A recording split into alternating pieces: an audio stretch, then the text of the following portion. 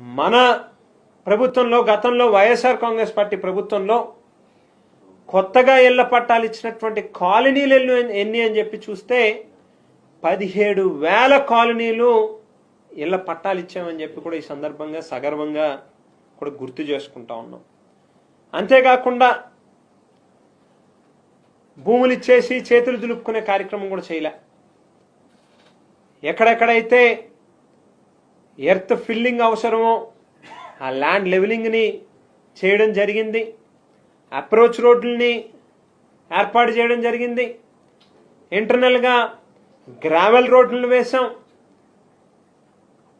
సహజంగా ఇళ్ల పట్టాలు ఇచ్చిన తర్వాత కూడా పేదలు అక్కడ ఇల్లు కట్టుకునేంత స్తోమత లేక పట్టా తీసుకున్న తర్వాత కూడా వాటిని తీసుకెళ్లి బీరువాలో పెట్టుకునే కార్యక్రమం చేస్తారు. ఎందుకు అనంటే కరెంటు కావాలి అనంటే ఎక్కడి నుంచో ఎలక్ట్రికల్ సర్వీస్ తీసుకోవాలి. కట్టుకునేవాడు ఒకటో ఇద్దరో ముందు మొదలు పెడితే ఆ ఒక్కరు అప్లికేషన్ పెట్టంగానే ఏపీఈపీడీసీఎల్లో లేకపోతే కన్సర్న్ ఏ ఎలక్ట్రికల్ డిపార్ట్మెంట్స్ డిస్కమ్లు ఎవరైతే ఎస్టిమేట్లు ఇస్తారో లక్షల్లో ఆ ఎస్టిమేట్లు ఇచ్చేటటువంటి కార్యక్రమం జరుగుతుంది.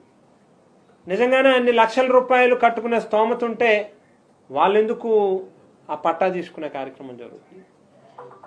ఒక ఇల్లు కట్టాలంటే నీరు అనేటువంటిది అవసరం. అక్కడ చుట్టుపక్కల ఎక్కడా కూడా నీళ్లు కనిపించవు. వాళ్ళ సొంతంగా బోర్ వేసుకోవాలి అని అంటే 2 లక్షలు అవుతుందో 3 లక్షలు అవుతుందో ఖర్చు అవుతుందో తెలియనటువంటి పరిస్థితి. దాన్ని తట్టుకునే పరిస్థితి లేక ఆ పట్టాన్ని తీసుకెళ్లి ఇంట్లోనే భద్రంగా బీరువాలో దాచుకునే కార్యక్రమం చేసేవారు. ఈవేళ అటువంటి పరిస్థితి లేకుండా ఎలక్ట్రిఫికేషన్ని కూడా పూర్తిగా స్తంభాలేసి వాటికి వైర్లను కూడా లాగి ఉచితంగా ఎలక్ట్రికల్ మీటర్ని కూడా ఇచ్చేటటువంటి కార్యక్రమం కూడా జరిగింది. కొన్ని పెద్ద పెద్ద లేఅవుట్లలో అయితే భవిష్యత్తులో అంగన్వాడీ సెంటర్లు కానీ లేక ఒక గ్రామ సచివాలయం కట్టుకోవాలన్నా ఒక హాస్పిటల్ కట్టాలన్నా భవిష్యత్తు అవసరాలను కూడా దృష్టిలో పెట్టుకుని వాటికి అవసరమైనటువంటి భూములను కూడా ఉంచడం జరిగింది.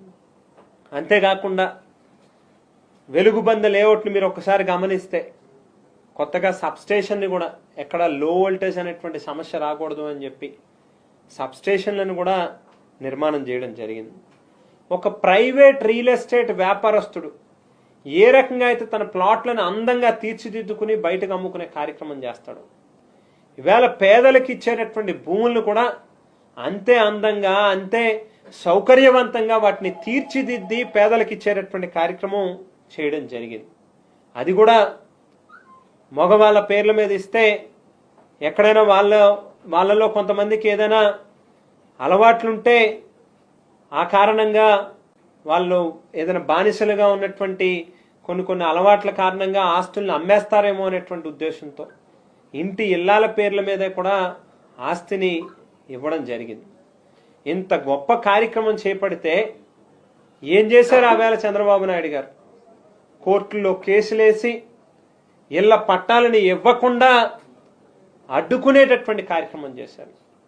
అమరావతిలో పేదలకు ఇల్లు ఇస్తామని అంటే సోషల్ ఇంబ్యాలెన్స్ వస్తుంది అని చెప్పి మాట్లాడినటువంటి పెద్దలు వేళ్ళు అని చెప్పి కూడా ఈ సందర్భంగా గుర్తు చేస్తా ఉన్నాను. అంటే రాజధానిలో పేదలు ఉండకూడదా? ఒక సామాన్యుడు ఉండకూడదా? ఎందుకు ఆవేళ మీరు ఈ రకమైనటువంటి వాదనలు వినిపించారనేటువంటిది మీ ఆత్మసాక్షినే అడగాల్సినటువంటి అవసరం ఉంది. అటువంటిది ఈవేళ మీరు ఆ కుర్చీలో కూర్చునేసరికే జగన్మోహన్ రెడ్డి గారు వైఎస్ఆర్ కాంగ్రెస్ పార్టీ అధికారంలో ప్రభుత్వంలో ఉన్నటువంటి సందర్భంలో ప్రతి గ్రామంలోని కూడా దాదాపుగా ఈ ఇళ్ల పట్టాల పేరు చెప్పి ప్రైవేట్ భూముల్ని దాదాపుగా 25,000 ఎకరాలు భూమిని కొనుగోలు చేశాం. 11,343 కోట్ల రూపాయలు వెచ్చించి మరో పక్కన ప్రభుత్వ భూమిని కలుపుకుని మొత్తం దాదాపుగా 71,811 ఎకరాల భూమిని అన్ని రకాలుగాను సంసిద్ధం చేసి పేదలకు ఇల్లు పట్టాలు దాదాపుగా కూడా ఇవ్వడం జరిగింది. బహుశా ప్రభుత్వ విలువను చూస్తే ఈ భూమికి సంబంధించి 31,832 కోట్ల రూపాయలు ఖర్చు అవుతుంది మొత్తం ఈ 71,000 ఎకరాల తాలూకు భూమిని చూస్తే.